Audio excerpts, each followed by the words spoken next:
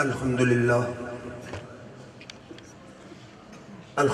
الذی اجلا قلوبنا بنور المحبت والایمان والایقان ومن علینا اذ آتانا حب نبیہ وآل بیتہ وصحابہ ذوی الاحسان والصلاة والسلام علی حبیب الرحمن سید الانس والجان وعلی آلہ وصحبہ اولی الصدق والاکرام اما بعد فاعوذ باللہ من الشیطان الرجیم بسم اللہ الرحمن الرحیم النبی اولی بالمؤمنین من انفسہم صدق اللہ مولانا العظیم۔ قابل صد تکریم و احترام علماء کرام، مشایخ اعظام اور حاضرین ذی احترام،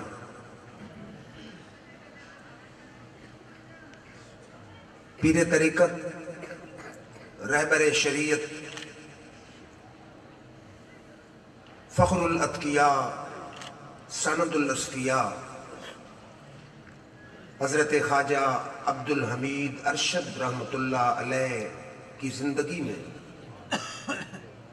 بے شمار بار اس آستانے پہ آنے کا شرف حاصل ہوتا رہا۔ اب ہمارے مہربان فاضل جلیل حضرت صاحبزادہ مسرور صاحب کے حکم پر دوبارہ حاضری کا شرف حاصل ہو رہا ہے۔ بزرگان دین کے اس عظیم آستانے پہ آ کے کوئی خطاب مقصد نہیں ہوتا، بلکہ بزرگوں کے فیض سے جھولی کو بھرنا مقصود ہوتا ہے۔ ہم اہل سنت والجماعت کا یہ عقیدہ ہے کہ جو دعوی ایمان محبت سے خالی ہو وہ سرے سے دعوی ایمانی باطل ہے۔ آج موضوع ہے محبت۔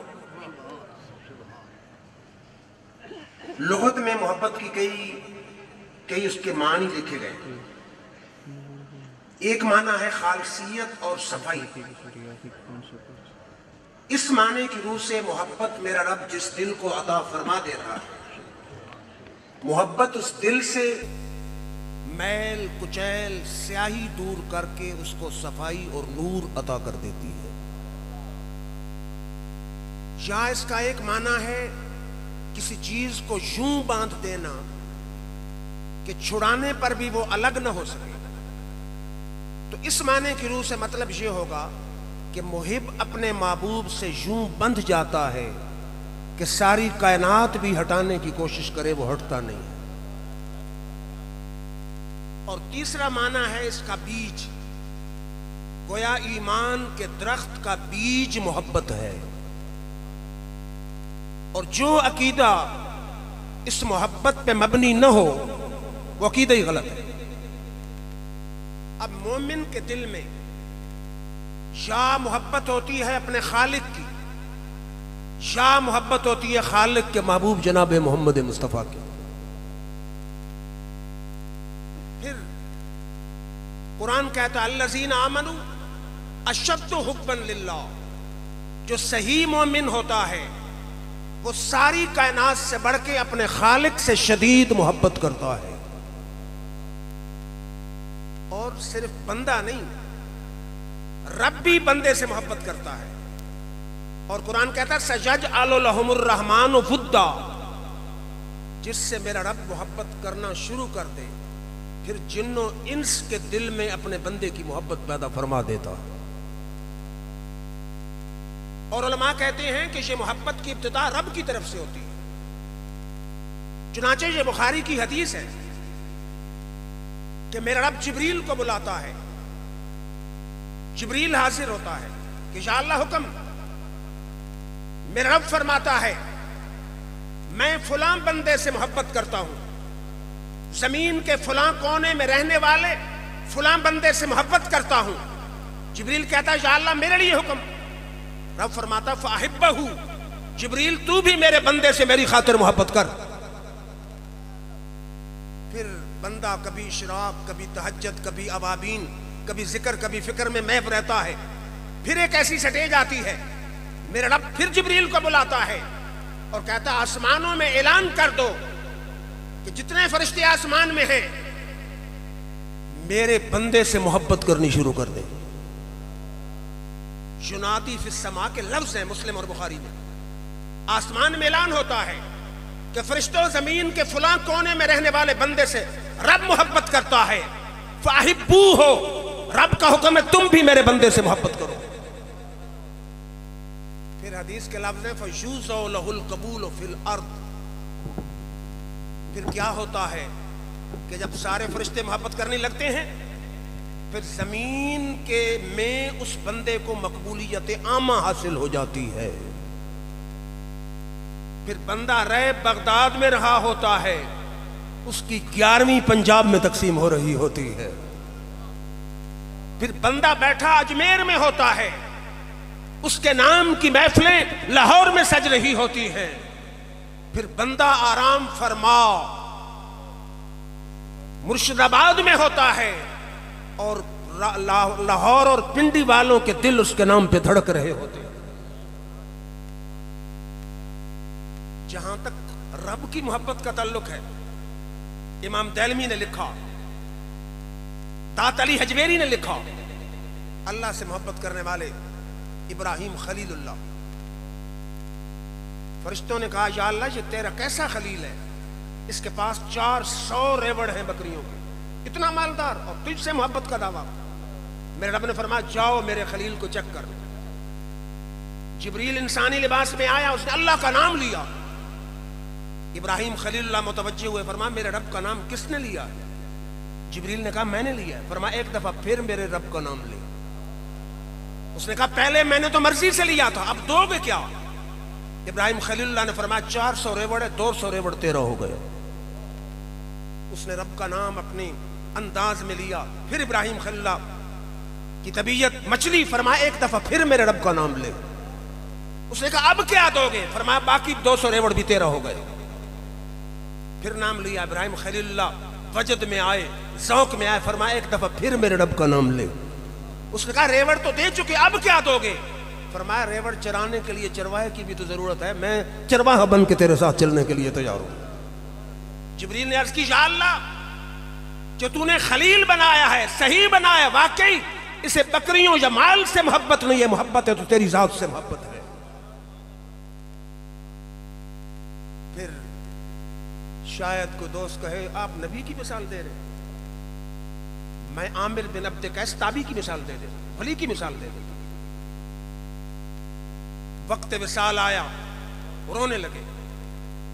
گھر والوں نے کہا حضرت ساری زندگی رب رب کی ہے، آپ کو رونے کی کیا ضرورت ہے؟ فرمایا جنت تو مجھے دکھائی جا رہی ہے، دوزخ کے خوف میں نہیں رو رہا. بات یہ ہے کہ سخت گرمی میں سحر کے وقت گرم پانی سے وضو کر کے جو سحر کی نماز پڑھنے کا مزہ آتا تھا، رب کی جنت میں کہاں نصیب ہوگا. اور سخت سردی میں پو کی راتوں میں ٹھنڈے پانی سے وضو کر کے جو تہجد کا مزہ آتا تھا، وہ رب کی جنت میں کہاں ملے گا. یہ عاشقان الہی ہے. پھر ایمان اور اسلام کی بنیاد محبت پر ہے. چاہے تعلق ہو رب سے، اس کی بنیاد بھی محبت ہے.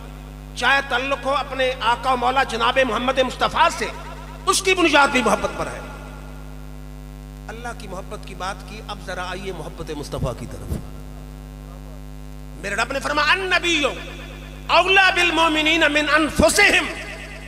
فرمایا جو صحیح مومن ہوتا ہے میرا محبوب اس کو اپنی جان سے بھی زیادہ پیارا ہوتا ہے.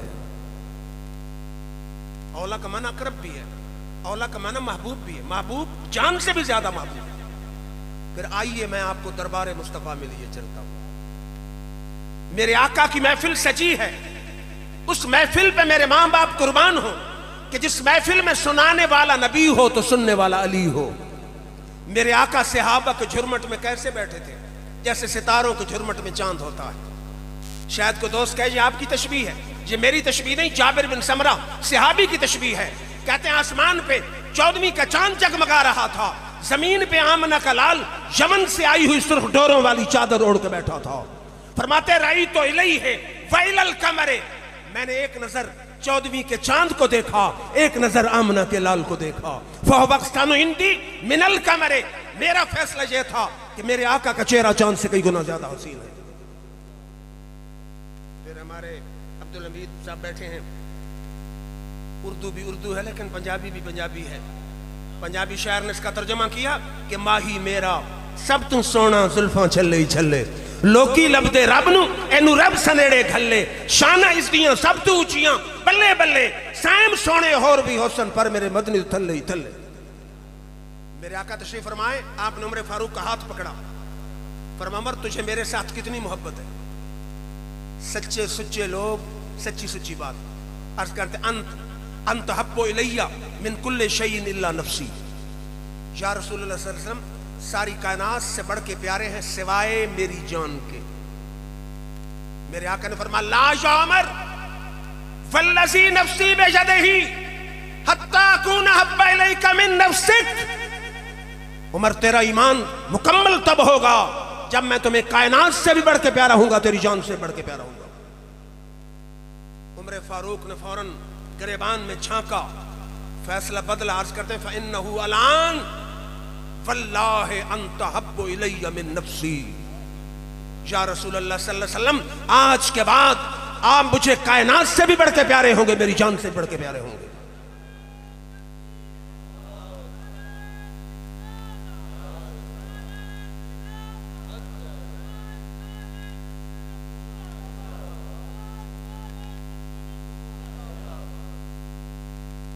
میرے آقا نے فرمایا الان یا عمر، عمر اب تیرا ایمان مکمل ہو گیا. پھر میرا چشتی صابری ذوق ہے، آپ کا تو پتہ نہیں عجیب ذوق مجھے نظر آ رہا ہے. شاعر کی روح تڑپی، کہتا ہے عمر فاروق نے کیا کہا ہوگا، میں کیا بتاؤں کہ تمنائے زندگی کیا ہے، میں کیا بتاؤں کہ تمنائے زندگی کیا ہے. حضور آپ سلامت رہیں تو کمی کیا ہے، اگر نہ تڑپ ہو دل میں تو عاشقی کیا ہے، اگر نہ تڑپ ہو دل میں تو عاشقی کیا ہے. پھر پنجابی شاعر سے نہ ترجمہ کرا دوں اردو کی بجائے، کہتا ہے ازلاں دے وچ سجناں دی محبت دل وچ وسائی ہوئی ہے. ازلاں چوں اپنے دل دے وچ سجناں دی محبت وسائی ہوئی ہے، میرے وچ میرا کچھ بھی نہیں جند یار دے نامے لائی ہوئی ہے. ازلاں تو اپنے دل دے وچ سجناں دی محبت وسائی ہوئی ہے، میرے وچ میرا کچھ بھی نہیں جن یار دے نامے لائی ہوئی ہے. ماہی مل جاوے کوئی تھوڑ نہیں سن ہور کسے دی لوڑ نہیں. ماہی مل جاوے کوئی تھوڑ نہیں سن ہور کسے دی لوڑ نہیں. اسا چھڑ کے شاہی دنیا دی او دے نام دی فقیری پائی ہوئی ہے. پھر بخاری سے حدیث نہ پڑھ دوں، میرے آقا کی ظاہری حیات کا زمانہ ہے. ایک صحابی آتا ہے، اس کا نام ہے عبداللہ الحمار. دیکھتا ہے حضور صلی اللہ علیہ وسلم کی محفل میں آ کے لوگ اپنے دکھڑے غم پرابلم ٹینشن سناتے ہیں. حضور چونکہ رحمت للعالمین ہے، پریشان ہو جائے. اس نے اپنی زندگی کا معمول بنا لیا کہ حضور کی محفل میں آتا، تھوڑی دیر کے بعد کوئی ایسی بات کرتا، میرے آقا مسکراتے. اس کی زندگی کا کام ہی مشن یہی تھا کہ آقا کو ہنساتے رہنا. حدیثوں میں کوئی اس کا اور عمل نہیں ملتا ایسا خاص عمل. لفظ کیا محدثین نے کیا لکھا، کانا یضحک النبی صلی اللہ علیہ وسلم، آقا کو ہنساتا تھا. اتفاق سے نفس و شیطان کی غلطی سے حرکت سے ایک دفعہ شراب پی بیٹھا، شراب کی حد لگی. دوسری دفعہ شراب پی بیٹھا، پھر حد لگی. تیسری دفعہ شراب پی بیٹھا، پھر حد لگی. میرے آقا حجرہ انور میں ہے، صحابہ مسجد میں بیٹھ کے کہتے ہیں لعنت اس پر. تیسری بار حد لگی. میرے آقا جو سن کے حجرہ انور سے بہرا، آپ نے فرمایا لا تلنو ہو، صحابہ کی جماعت سے لعنت نہ کرو. فواللہ ما علمت انہو یحب اللہ ورسولہ، رب کی قسم ہے جو کچھ میں جانتا ہوں گناہگار ہے پر غدار مصطفیٰ نہیں ہے. گناہگار تو ہے پر اللہ سے بھی محبت رکھتا ہے، اس کے رسول سے بھی محبت رکھتا ہے. آپ نے بات نہیں سمجھی. میرے آقا اشارہ کر گئے کہ اعمال بعد میں دیکھے جاتے ہیں، عقیدہ پہلے دیکھا جاتا ہے اور محبت مصطفیٰ پہلے دیکھی جاتی ہے. یاد رکھیے، اگر ایمان کو درخت تصور کیا جائے تو محبت رسول اس ایمان کے درخت کی جڑ ہے. نماز، روزہ، حج، زکوٰۃ شاخیں اور پھل ہیں. پھل میں کمی بھی ہو، جب سلامت ہو، ایک نہ ایک دن علاج سے پھر پھل آ سکتا ہے.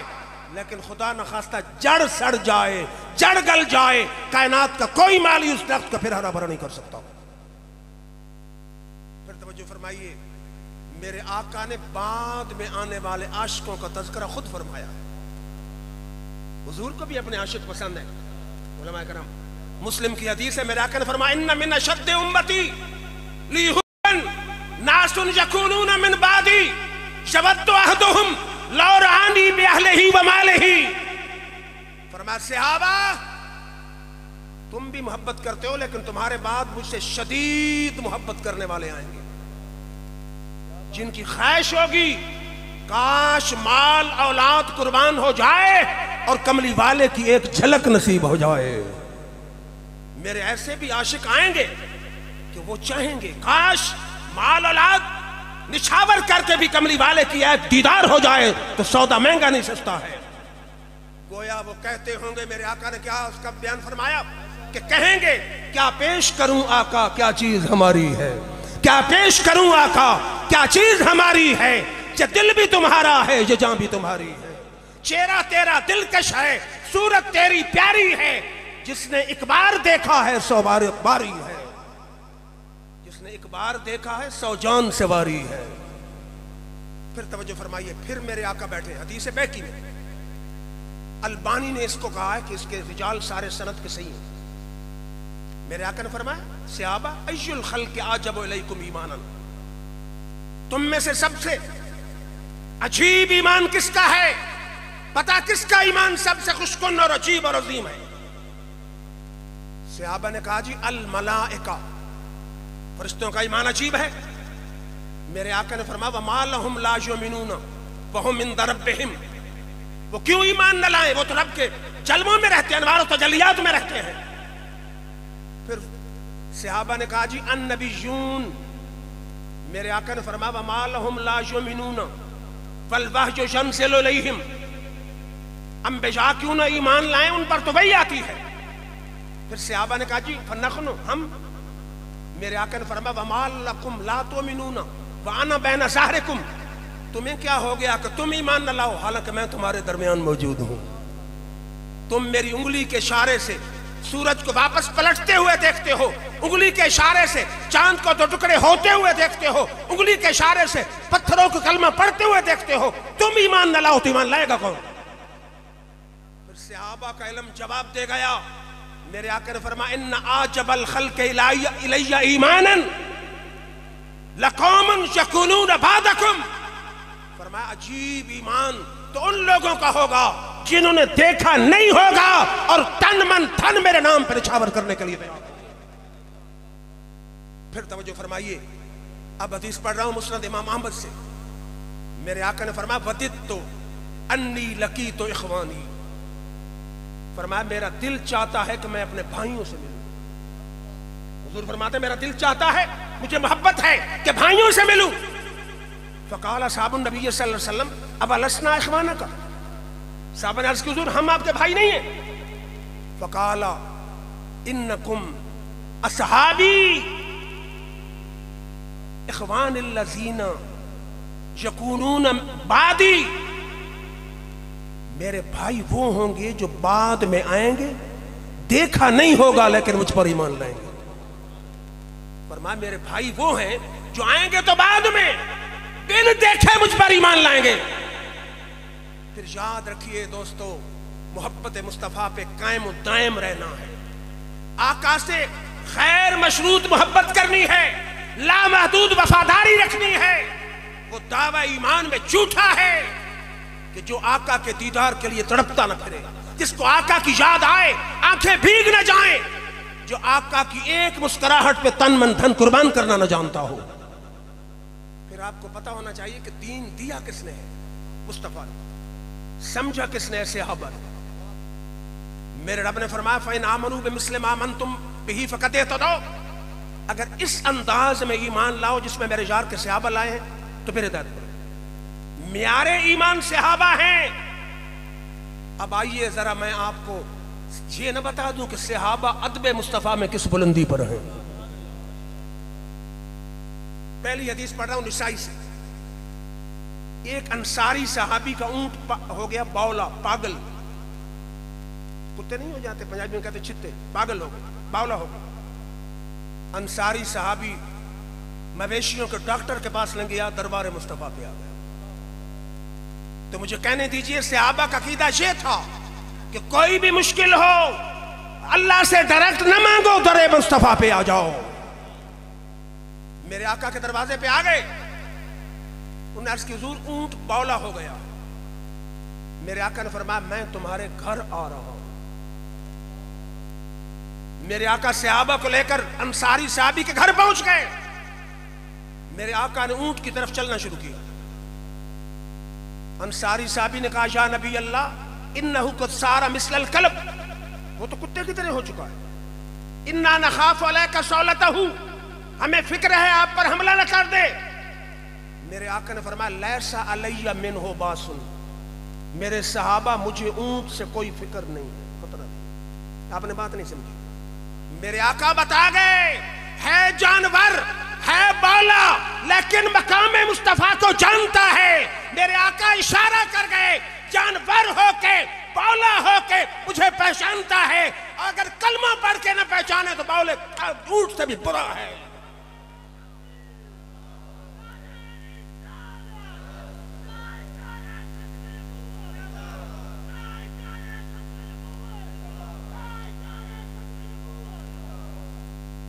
پھر اگلا جملہ اس سے بھی حسین علامہ صاحب حدیث کے لفظ فلما نظر الجمل الی رسول اللہ صلی اللہ علیہ وسلم، اونٹ نے جب والضحیٰ کا مکھڑا دیکھا، اقبل نحوہ، میرے آقا کی طرف چل پڑا، فخر ساجدن، آقا کے سامنے آ کے سر سجدے میں رکھ دیا. ہائے ہائے. اردو شاعر آیا، اس نے کہا کہ اونٹ کہتا کیا تھا، میں سجدہ کروں جا کے دل کو سنبھالوں، محمد کی چوکھٹ نظر آ رہی ہے. میں سجدہ کروں جا کے دل کو سنبھالوں، محمد کی چوکھٹ نظر آ رہی ہے. اسی بے خودی میں کہیں کھو نہ جاؤں، تڑپ کملی والے کی تڑپ آ رہی ہے. تو عالم کا داتا میرے سامنے ہے، کعبے کا کعبہ میرے سامنے ہے، ادا کیوں نہ فرض محبت کروں میں، خدا کی خدائی جھکی جا رہی ہے. اب ذرا میں نوکر صحابہ کے کہنے والا بھی کوئی بیٹھا ہوگا، سنیں پھر صحابہ نے آگے تبصرہ کیا کیا. کہتے یا رسول اللہ ہذہ بہیمۃ لا تاکل وتسجد لک، یا رسول اللہ یہ جانور ہے، عقل نہیں رکھتا اور سجدہ کر رہا ہے. وَنَحْنُ نَاكِلُ وَنَحْنُ حَقُّ أَن نَسْجُدَ لَكَ، ہمیں تو عقل ہے، ہمارا زیادہ فرض ہے کہ آپ کے آگے سجدہ کر دیں. یہ ہے ادب مصطفیٰ. میرے دل تڑپ رہا ہے کہ آقا کو سجدہ کر دوں. میرے آقا نے فرمایا میرے صحابہ میرے مذہب میں غیر اللہ کو سجدہ نہیں. ایک حدیث. دوسری حدیث ابن ماجہ میں سیاستہ میں، قادم معاذ من الشام، معاذ بن جبل گورنر اور قاضی شام کے آئے مدینہ، فسجد للنبی صلی اللہ علیہ وسلم، میرے آقا کے سامنے سر سجدے میں رکھ دیا. میرے آقا نے فرمایا ما ھذا یا معاذ، معاذ یہ کیا سجدہ کیا ہے؟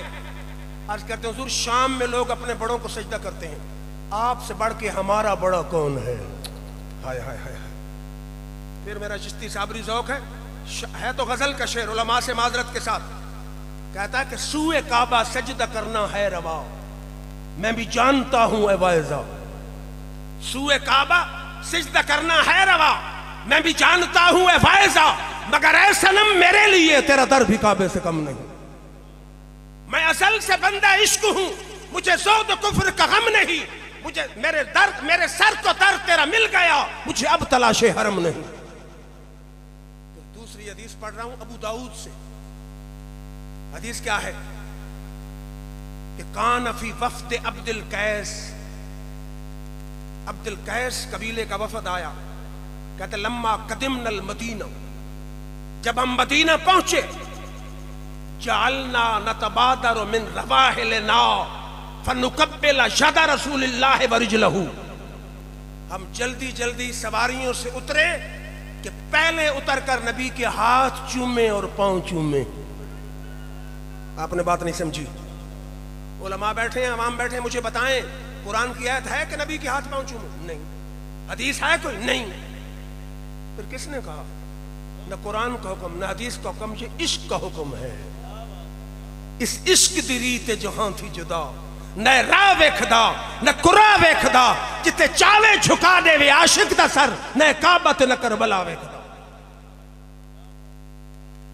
پھر تیسری حدیث مسلم سے پڑھ رہا ہوں. لوگ کہتے ہیں میں نوکر صحابہ کا. پہلے صحابہ والا عقیدہ اختیار کرو پھر نوکری کا دعویٰ کرنا. حدیث کیا ہے؟ صحابہ کہتے ہیں لقد رأیت رسول اللہ صلی اللہ علیہ وسلم والحلاق یحلقہ, ہم نے دیکھا کہ آقا حجامت کرا رہے ہیں اور نائی حجامت کر رہا ہے. فرماتے وَأَطَافَ بِي أَصْحَابُهُ, صحابہ حضور کے ارد گرد طواف کر رہے ہیں. اطافہ طواف کر رہے ہیں.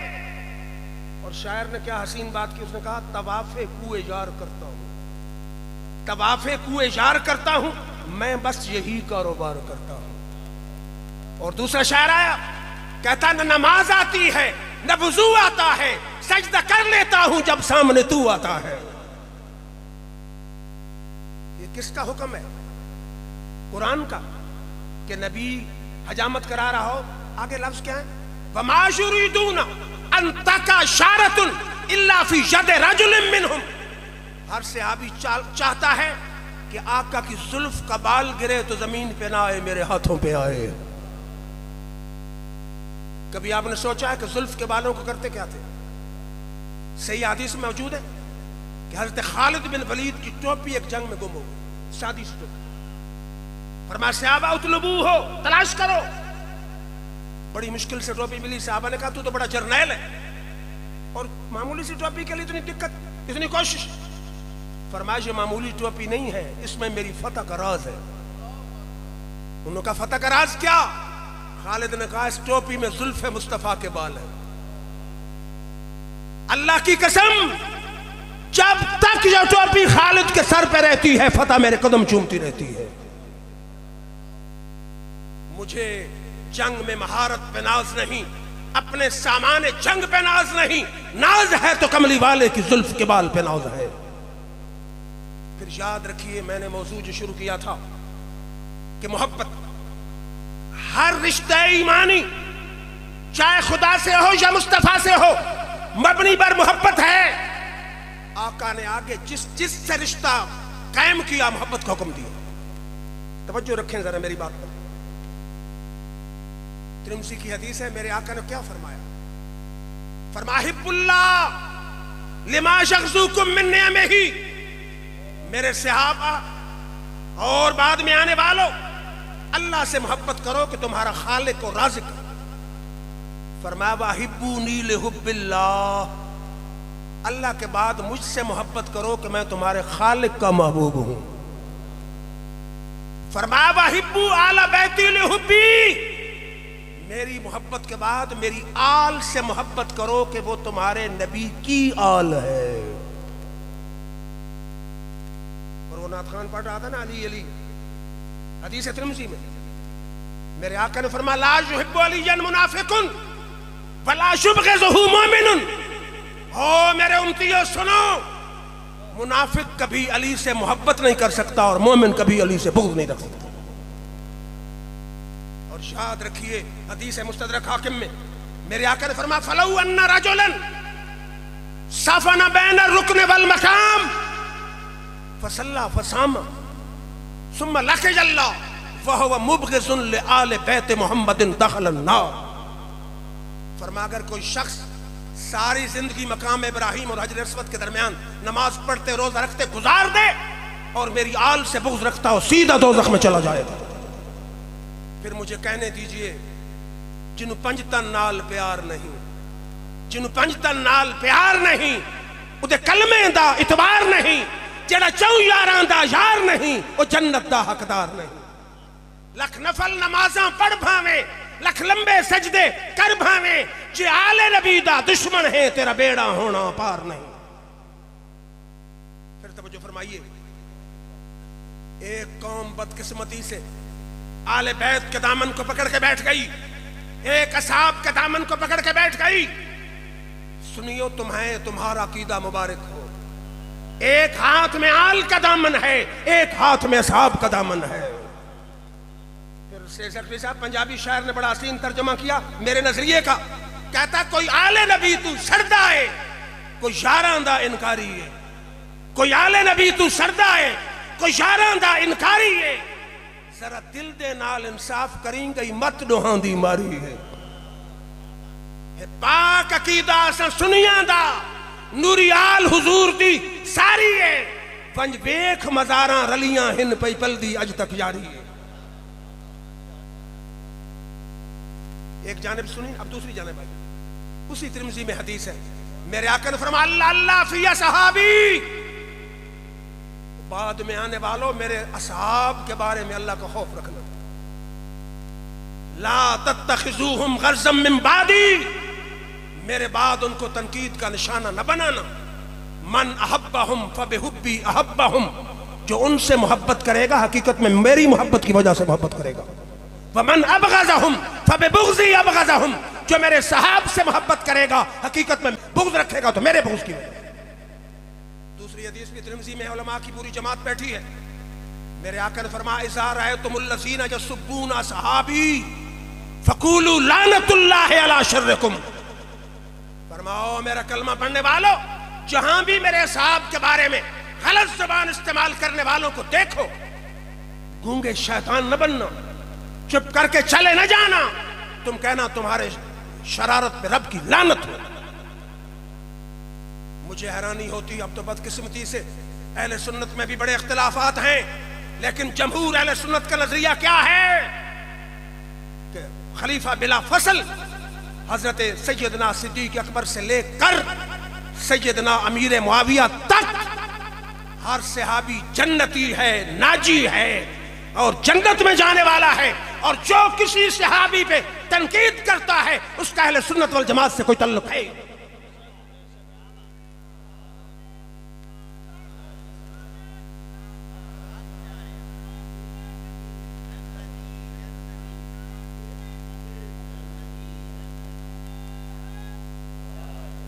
یہ صرف ہمارا نعرہ نہیں، میرے رب نے فرمایا کلن وعد اللہ الحسنی، میں نے یار کے ہر صحابی سے جنت کا وعدہ کیا ہے، فرمایا اولئک هم المؤمنون حقا، یہ سب سچے مومن ہیں، اولئک هم المفلحون، سارے فلاح پانے والے ہیں، اولئک هم الصادقون، سارے سچے ہیں، اولئک هم الراشدون، سارے ہدایت پہ ہیں، اولئک هم الفائزون، سارے کامیاب ہیں۔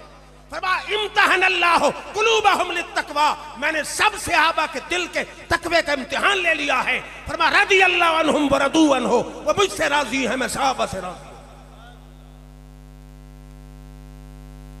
کو میری بات سمجھ آ رہی ہے؟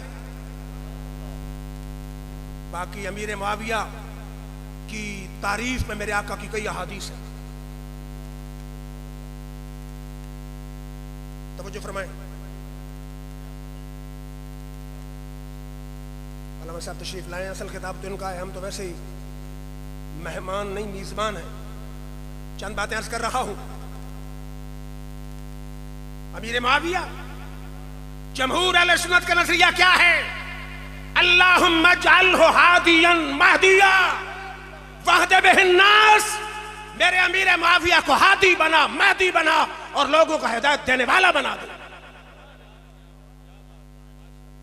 باقی کوئی سوچے کہ یزید جیسے فاسق فاجر کو خلیفہ بنایا انہوں نے، تو ان کی دعا البدایہ والنہایہ میں بھی ہے، نبراس میں عبدالعزیز پرہاروی جو شرح قید کی شرح ہے، دیوبندی بھی اس کا مطالعہ کر کے شرح قید پڑھاتے ہیں، اس میں موجود ہے، اور بھی کتب میں موجود ہے۔ فرماتے ہیں انشاءاللہ اگر میں نے اس کو خلیفہ بنایا ہے محبت میں تو اس کی خلافت کو پورا نہ کروں، اگر میں نے اس کو خلیفہ بنایا اہلیت دے کر پھر اس کی خلافت کو پورا کروں۔ اور امیر معاویہ سارے لکھ رہے ہیں معتبر تاریخ والے کہ امیر معاویہ اس کے فسق و فجور پر مطلع نہ تھے۔ باقی رہ گیا یزید، آج تو یزید کو بھی امیر المومنین ثابت کرنے والے موجود ہیں، حالانکہ شیخ محقق شیخ عبدالحق کی تکمیل الایمان اٹھائیے، شاہ عبدالعزیز محدث دہلوی کی تحفہ اثنا عشریہ اٹھائیے، شاہ ولی اللہ محدث دہلوی کی شرح تراجم بخاری اٹھائیے، اور حضرت عبداللہ بن عباس کا خط ہے یزید کے نام کامل ابن اسیر میں، فرماتے تو امام حسین کا قاتل ہے۔ یہ سارے لکھ رہے ہیں کہ یزید قاتل حسین ہے اور فاسق و فاجر بھی ہے۔ اہل سنت جمہور کا یہ عقیدہ ہے کہ فاسق و فاجر بھی ہے اور قاتل حسین بھی ہے۔ اور مجھے حیرانی ہوتی ہے علامہ صاحب کہ دیوبندی بریلوی دونوں کے مدارس میں عقیدے کی صرف ایک کتاب پڑھائی جاتی ہے۔ کتاب کون سی ہے؟ شرح قائد علامہ تفتازانی کی۔ علامہ تفتازانی لکھتے ہیں فالحق ان رضا یزید بقتل حسین واستبشارہ بذالک واہانت اہل النبی مما تواتر امانا، فرماتے ہیں یزید کا قتل حسین پہ راضی ہونا اور خوش ہونا ان کے قتل پہ اور اہل بیت کی توہین کرنا یہ تو تواتر سے ثابت ہے۔ فرماتے ہیں نحن لا نتوقف فی شانہ بل فی ایمانہ، ہمیں تو اس کے ایمان میں بھی شک ہے۔ فرماتے لعنت اللہ علیہ وعلی انصارہ واعوانہ، اس پر لعنت ہو، اس کے ساتھیوں پہ لعنت ہو، مددگاروں پہ لعنت ہو۔ پھر میرا سوال ہے یزید کے حواریوں سے کہ یزید مطلق العنان حکمران تھا، کوئی جمہوریت تو تھی نہیں، ڈکٹیٹرشپ تھی۔ کوئی کسی تاریخ سے مائی کلال ثابت کرے کہ قاتلان حسین کو اس نے قتل کیا ہو، قید میں ڈالا ہو، گرفتار کیا ہو، ڈانٹ ڈپٹ کی ہو، عہدے سے معزول کیا ہو جو چور کی سزا میری سزا۔ قتل پہ راضی ہونے کے سینگ ہوتے ہیں، اور مجھے حیرانی ہوتی ہے تاریخ سے آنکھیں بند کر لیتے ہیں لوگ۔ کیسے؟ صرف قتل حسین اس کا ایک جرم نہیں، کامل ابن اسیر میں ہے، البدایہ والنہایہ میں ہے۔ اس نے کہا مدینہ شریف پہ حملہ کرو اور 3 دن مدینہ تمہارے لیے حلال ہے۔ 10,000 صحابہ غیر صحابہ شہید کیے گئے، 10,000، 1,000 عورت بغیر خامند حاملہ ہوئی اس واقعہ حرہ میں۔ پھر مکہ پہ چڑھائی کرائی، منجنیکوں سے پتھر پھینکوائے، کعبے کے پردوں کو آگ لگی۔ اس بابے کی کس کس جرم پہ پردہ ڈالنے کی کوشش کرو گے؟ میں دور نکل گیا، میرا ٹاپک تھا محبت۔ اسلام کیا سکھاتا؟ اپنے خالق سے محبت، پھر کملی والے سے محبت، پھر آقا کی آل سے محبت، پھر آقا کے صحاب سے محبت، پھر اولیاء سے محبت، پھر انبیاء و اولیاء کے تبرکات سے محبت، پھر آقا کے شہر سے بھی محبت۔ میرے آقا بخاری اور مسلم کی متفق علیہ حدیث ہے، دعا کیا مانگتے تھے؟ اللہم حبب الینا المدینہ کحبنا مکہ اشد، یا اللہ ہمارے دل میں مکہ کی محبت کے برابر یا مکہ سے بھی زیادہ مدینہ کی محبت پیدا فرما دے۔ اور یہ بھی بخاری اور مسلم میں حدیث ہے، میرے آقا نے فرمایا اللہم اجعل ضیفیہ ما جعلت بمکہ من البرکت، یا اللہ جتنی برکت تو نے مکہ میں رکھی ہے اس سے دگنی برکت میرے مدینہ کو عطا فرما دے۔ پھر توجہ فرمائیے، یہ دارقطنی شریف میں حدیث ہے نا، میرے آقا نے فرمایا جو میری مزار پہ آ جاتا ہے، روزے پہ آ جاتا ہے، وہ کیا سمجھتا ہے میں نے صدر وزیر اعظم کی مزار کی زیارت کی ہے؟ فرما من زار قبری وجبت لہو شفاعتی، جس نے میری مزار کی زیارت کر لی میں اس کی انگلی سے پکڑ کے آپ جنت میں لے کے جاؤں گا۔ پھر پنجابی شاعر کی روح تڑپی، کہتا چل چلیے مدینے نو سامان دا پتا کوئی نہیں، چل چلیے مدینے نو سامان دا پتا کوئی نہیں، بن تکیاں حبیبانو جینے دا مزہ کوئی نہیں، لاچار نو لے جاؤ ہم خیر دے بوئے تھے، دیدار بنا ادھے درداں دی دوا کوئی نہیں۔ پھر بڑی حیران کن بات ہے، مسند امام احمد میں حدیث ہے، میرے آقا جب مکہ شریف آتے آپ دعا فرماتے اللہم لا تجعل منایانا بمکہ، یا اللہ میری موت مکے میں نہ آئے۔ بڑی حیران کن حدیث ہے، میری موت مکے میں نہ آئے، مطلب انڈرسٹوڈ ہے موت آئے تو مدینہ میں آئے۔ اور بخاری کی حدیث ہے کہ میرے آقا کے غلام عمر فاروق ساری زندگی دعا مانگتے رہے اللہم ارزقنی شہادتا فی سبیلک وجعل موتی فی بلد رسولک، یا اللہ موت آئے تو شہادت کی آئے، قبر بنے تو مدینہ میں۔ میں سوچتا ہوں میرا رب نے فرمایا ہوگا عمر تو میرے آجار کا عاشق صادق ہے، تو نے تو مدینہ کی قبر مانگی ہے، ہم موت بھی شہادت کی دیں گے، قبر مدینہ کی نبی کے حجرے کی قبر عطا فرما دیں گے۔ پھر توجہ فرمائیے، یہ بھی ترمذی شریف کی حدیث ہے کہ میرے آقا نے فرمایا من استطاع ان یموت بالمدینہ فلیمت فانی اشفع لمن یموت بہا۔ فرمایا اگر تم میں وسعت ہو، طاقت ہو کہ مدینہ میں مر سکو تو مرنا مدینہ میں، کیونکہ جو مدینہ میں مرے گا میں خود اس کی شفاعت فرماؤں گا۔ پھر میرا چشتی صاحب ذوق شاعر نے کیا کہا، جو سامنے ہے مدینہ تو دیکھتا کیا ہے، یہی تو کعبے کا کعبہ ہے سوچتا کیا ہے۔ مجھے فرشتوں نے فوراً وہیں پہ چھوڑ دیا جب میرے آقا نے پوچھا کہ معاملہ کیا ہے۔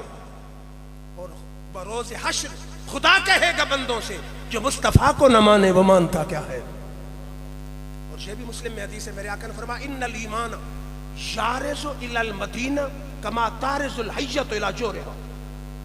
فرمایا روز قیامت کفر پھیلتا جائے گا، ایمان سکڑتا جائے گا، ایمان پلٹ کے مدینہ یوں آئے گا جیسے سانپ پلٹ کے حفاظت کے لیے اپنے بل کی طرف آتا ہے۔